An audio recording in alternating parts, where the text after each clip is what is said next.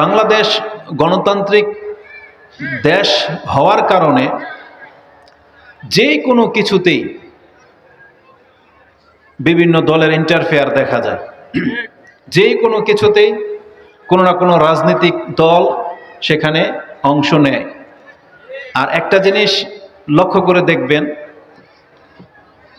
যে মতবাদের উপরে থাকে, যেটা নিয়ে সে সারাদিন ব্যস্ত থাকে, সে ওটা নিয়েই কিন্তু নিজের জীবনকে গড়ে, ওই দিকে মানুষকে ডাকে, ওটাই হচ্ছে তার জীবনের সর্বস্ব। তো প্রত্যেকটা রাজনৈতিক দল তারা তাদের কথা বলে, তারা তাদের উন্নয়নের কথা বলবে, আপনাকে তাদের সাপোর্টে ডাকবে। কিন্তু ধর্মীয় রূপ নিয়ে যারা বসবে, আমরাও কিন্তু আপনাদেরকে ডাকি, আমরাও আমাদের দলের দিকেই বলি। এখন আপনাকে চিনতে হবে আসলে কোন পথটা আপনার জন্য কল্যাণকর।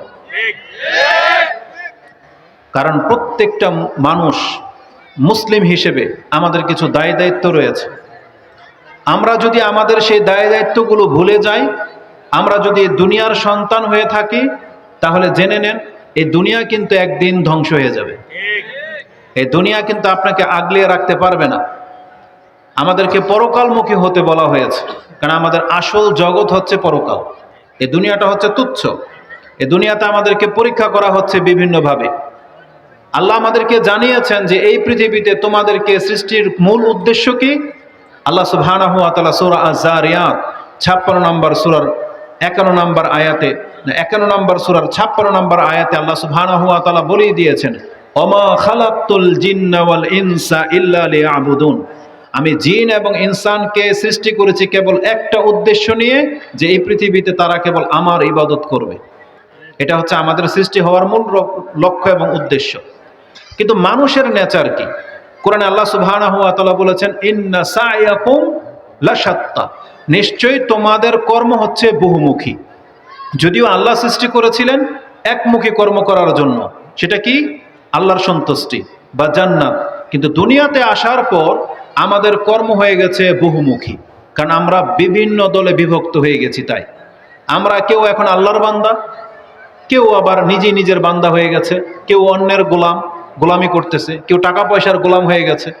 বিভিন্নভাবে মানুষ নিজেকে বিক্রি করে দিচ্ছে। সে ভুলে গেছে সে একজন মুসলিম।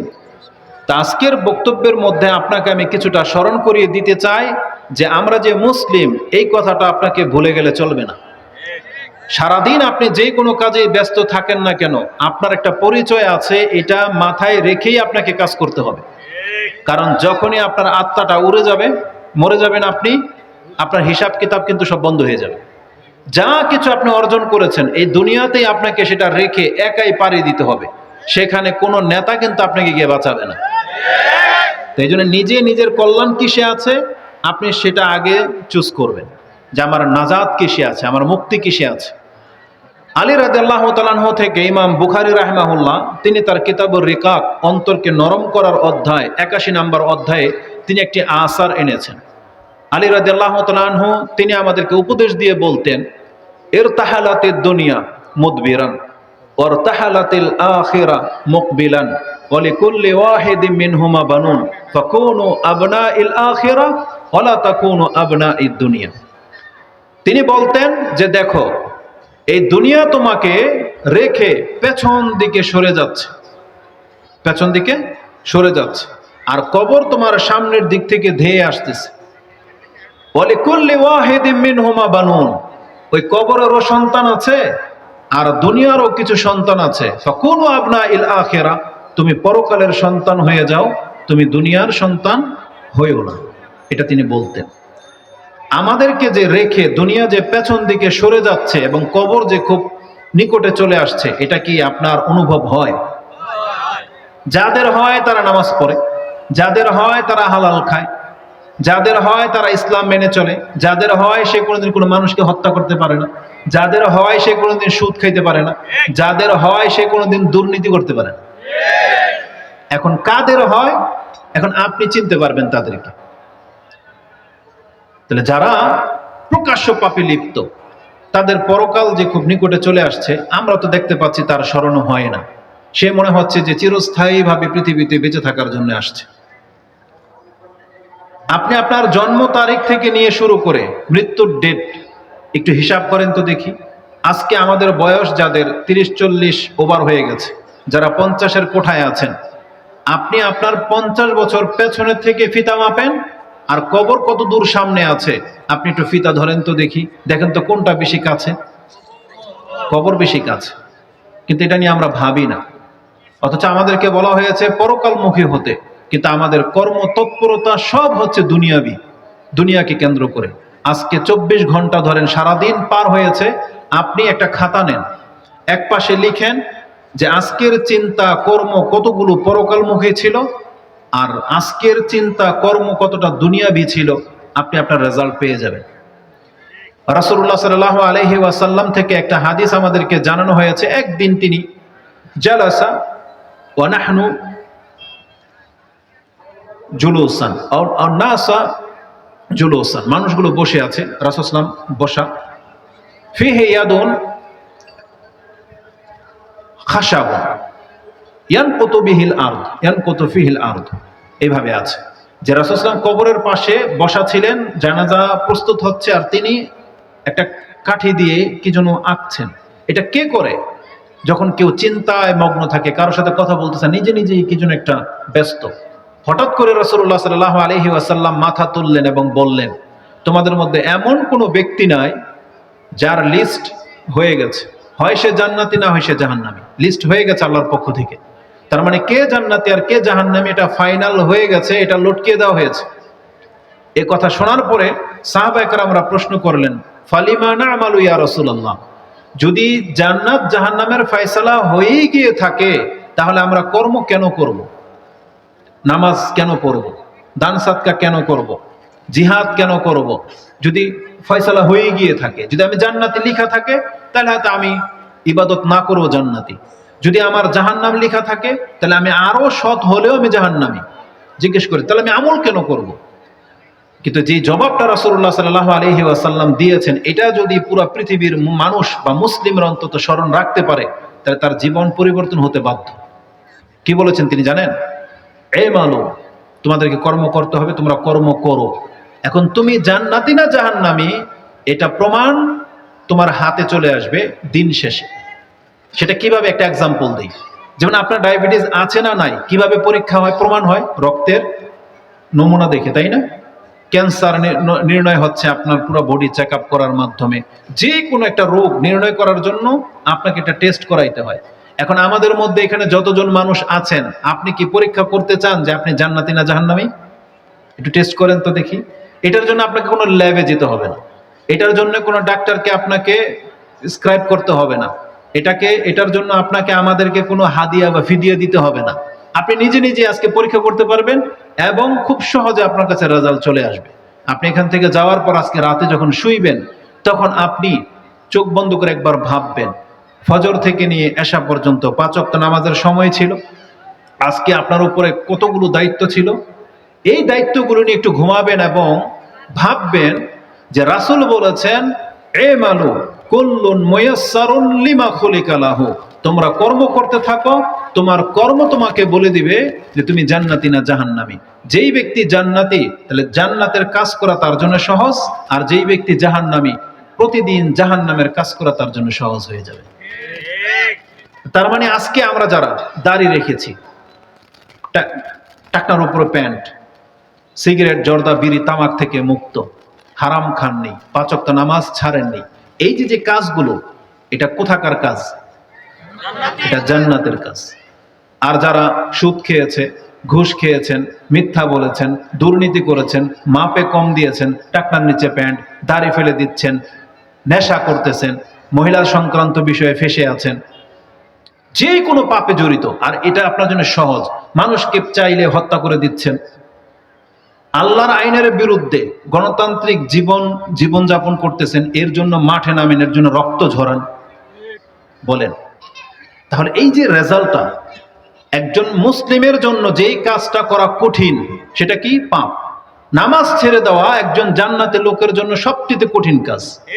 কিন্তু জাহান্নামীদের জন্য নামাজ পড়াটা কঠিন কাজ, বুঝছেন?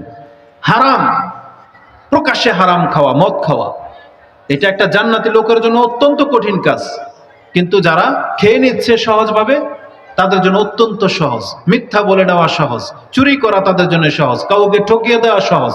রাসূল কি বলেছেন? ফাকুল্লুন মুয়াসসারুন লিমা খুলিকা লাহু, যাকে যেই জন্য সৃষ্টি করা হয়েছে সেই কাজগুলো করা তার জন্য সহজ হয়ে যাবে। তাহলে রেজাল্ট আপনার সামনে।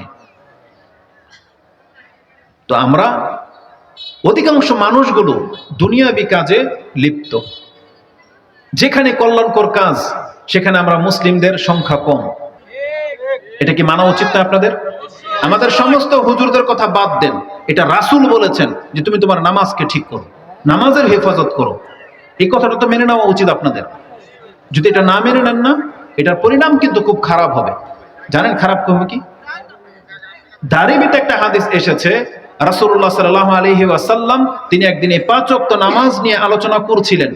এক পর্যায়ে তিনি বলেন, মান হাফাজু আলাইহা, যেই ব্যক্তি এই 5 ওয়াক্ত নামাজের হেফাজত করবে, কানাত লাহু নূরুন ওয়া বুরহানুন ওয়া নাজাতুন ইয়াউমাল কিয়ামা, তার কাছে আলো থাকবে, তার কাছে বুরহান মানে অকাট্য দলিল, প্রুফ, এভিডেন্স থাকবে যে সে মুসলিম এবং তার নাজাত রয়েছে। ওমান লাম ইউহাফিজ, আর যেই ব্যক্তি 5 ওয়াক্ত নামাজের হেফাজত করবে না, লাম তাকুল্লাহু নূরুন ওয়ালা বুরহানুন ওয়ালা নাজাতুন ইয়াউমাল কিয়ামা, আর যেই ব্যক্তি 5 ওয়াক্ত নামাজকে নষ্ট করেছেন, আপনার কাছে কোনো প্রুফ থাকবে না, প্রমাণ থাকবে না যে আপনি মুসলিম, প্রমাণ থাকবে না। শুধু কি এখানেই শেষ? রাসূল বলেছেন, ওয়া কানা ইয়াউমাল কিয়ামাতি মা কারুনা ওয়া ফিরআউনা ওয়া হামানা ওয়া ইবনে খালাফ। রাসূল সাল্লাল্লাহু আলাইহি ওয়াসাল্লাম 4 জন শীর্ষ সন্ত্রাসী, শীর্ষ কাফেরের নাম নিয়েছেন যাদের সাথে বেনামাজির হাসর হবে। কথাটা কি খুব সহজ? এজন্য নামাজ আদায় করতে হবে। ওমর রাদিয়াল্লাহু তাআলা আনহু জীবনের সর্বশেষ অবস্থাটা কিভাবে কেটেছে? মরে যাবেন, রক্ত ঝরে যাচ্ছেন, তিনি তখন প্রথম যখন তার জ্ঞান ফিরেছে, প্রথম তিনি যেই কথাটা জিজ্ঞেস করেছিলেন সাহাবায়ে কেরামদের, সেটা ছিল আসাল্লান নাস, মানুষ কি নামাজ পড়ে নিয়েছে? এটা ছিল প্রথম তার প্রশ্ন। তার খেলাফতে ফজরের নামাজে এই ঘটনা ঘটেছিল, তাকে হত্যা করার জন্য চাকু দিয়ে আঘাত করা হয়েছে কয়েকটা। তখন তিনি অজ্ঞান হয়ে যাচ্ছেন নামাজের শেষ রাকাতে, আর জ্ঞান ফিরে তিনি বলতেছেন, ওই যে নামাজের ঘটনা ঘটেছিল, সাহাবীরা কি নামাজটা আদায় করে নিয়েছিল? বলছে হ্যাঁ, আমরা সবাই সালাতটা পড়ে নিয়েছিলাম। তখন তিনি বলছেন আলহামদুলিল্লাহ। কেন? ওমর রাদিয়াল্লাহু তাআলা জীবনের সর্বশেষ যেই দিন মরে যাবেন, সেই ফজরের নামাজ পড়ার জন্য তিনি জেগে আছেন। তাকে জিজ্ঞেস করা হয়েছিল, এই অবস্থায় আপনি সালাত পড়বেন? তিনি বলছেন হ্যাঁ, এই অবস্থায় সালাত পড়ব। ইমাম মুয়াত্তা মালিক তিনি তার পবিত্রতার অধ্যায় 53 কি 54 নম্বরে আপনি আসরটা পেয়ে যাবেন। ওমর রাদিয়াল্লাহু তাআলা তিনি বলেছিলেন, আমি এই জন্য নামাজ পড়বো, কেননা লা হাজ্জা ফিল ইসলাম লিমান তারাকাস সালাহ, যেই ব্যক্তি নামাজ ছেড়ে দেয় ইসলামে তার কোনো অংশ থাকে না। তাহলে ইসলামে কোনো অংশ থাকে না, এটা কোনো হুজুরের ফতোয়া না, এটা ওমর রাদিয়াল্লাহু তাআলার ফতোয়া, এটা সমস্ত সাহাবা কেরামদের ফতোয়া। ইমাম তিরমিজি রাহিমাহুল্লাহ তিনি তার কিতাবুল ঈমানের মধ্যে 38 নম্বর অধ্যায়ের 9 নম্বর পর্বে হাদিস 2622 নম্বর আপনি পেয়ে যাবেন। আব্দুল ইবনে শাকিক আল উকাইলি প্রখ্যাত তাবী, তিনি বলতেছেন, কানা আসহাবু মুহাম্মাদিন সাল্লাল্লাহু আলাইহি ওয়াসাল্লাম লা ইয়ারাউনা শাইআন মিনাল আমালি তারকুহু কুফরুন গায়রাস সালাহ। রাসূলুল্লাহ সাল্লাল্লাহু আলাইহি ওয়াসাল্লামের সমস্ত সাহাবীদের এটাই আকীদা, তারা কোনো ইবাদতকে ছেড়ে দেওয়াটাকে কুফরি মনে করতেন না, একমাত্র নামাজ ছেড়ে দেওয়াটাকে তারা কুফরি মনে করতেন। আপনাদের বিবেকের চেতনার জন্য 1 মিনিটের মধ্যে শুধু একটা কথা বলে দিই। আপনি কি জানেন রাসূল ইসলামের যুগে মুনাফিকরা নামাজ পড়তো? জানেন? কার রাসূল বলেছেন যে আসকালুস সালাতে ইনদাল মুনাফিকিনা বা আলাল মুনাফিকিনা সালাতুল ইশাই ওয়া সালাতুল ফজর। মুনাফিকদের উপরে সবচেয়ে কঠিন নামাজ হচ্ছে এশার নামাজ আর ফজরের নামাজ। তার মানে তারা অন্য নামাজগুলো টাইম মতোই পড়তো, তবে অনেক অলসতা করে ফজরে আর এশাতে উপস্থিত হতো। কিন্তু তারা কারা? মুনাফিক। দেখেন, মুনাফিকরাও নামাজ পড়তো রাসূলের ভয়ে, কিন্তু মুনাফিক। আর আপনি বেনামাজি হয়ে বলতেছেন আমি পাক্কা মুমিনদার, এটা কি করে হতে পারে? আপনি তো গলুত ধাঁধায় পড়ে আছেন। নামাজবিহীন মুসলিম থাকা যায় না, এটা আপনি মাথায় রাখেন। ওই হুজুরদের জন্য জায়েজ নাই কোনো বেনামাজিকে দাফন দেওয়ার সময় এই কথা বলবে যে বিসমিল্লাহি ওয়া আলা মিল্লাতি রাসূলিল্লাহ, এই কথা বলা জায়েজ নেই তার জন্য। কারণ যেই ব্যক্তি রাসূলের সর্বশেষ ওসিয়তটাকে মানে না, এই ব্যক্তি মরার সময় বলবে যে ওয়ালা মিল্লাতের রাসূলিল্লাহ, তোমাকে আমি মিল্লাতের রাসূলের উপর দিচ্ছি, এটা তো মিথ্যা কথা হয়ে যাবে। মিথ্যা হবে না? কারণ বেনামাজি কোনোদিন রাসূলের তরিকায় ছিল না। এজন্য আপনাদেরকে আমরা আহ্বান জানাবো, অন্তত পক্ষে 5 ওয়াক্ত নামাজটা ঠিক করেন, ইনশাআল্লাহ বাকি সব ঠিক হয়ে যাবে। আপনাকে 5 ওয়াক্ত নামাজ ঠিক করেন। আমাদেরকে আল্লাহ সুবহানাহু ওয়া তাআলা ক্ষমা করুন, আমাদের ভুল ত্রুটিকে আল্লাহ মাফ করুন। আমাদের বিগত দিনগুলোতে যদি আমরা নামাজ ছেড়ে থাকি, আমরা আল্লাহর কাছে তওবা করছি, আল্লাহ তুমি আমাদেরকে ক্ষমা করো। এবং ওয়াদা করেন আল্লাহর সাথে, আমাদের সাথে না, ওয়াদা করবেন আল্লাহর সাথে যে আল্লাহ এরপরে মৃত্যু পর্যন্ত আমি কোনোদিন নামাজ ছাড়বো না। ইনশাআল্লাহ আল্লাহ কবুল করুন। সুবহানাকাল্লাহুম্মা রাব্বানা বিহামদিকা আশহাদু আল্লা ইলাহা ইল্লা আনতা আস্তাগফিরুকা ওয়া আতুবু ইলাইক। আসসালামু আলাইকুম ওয়া রাহমাতুল্লাহি ওয়া বারাকাতুহু।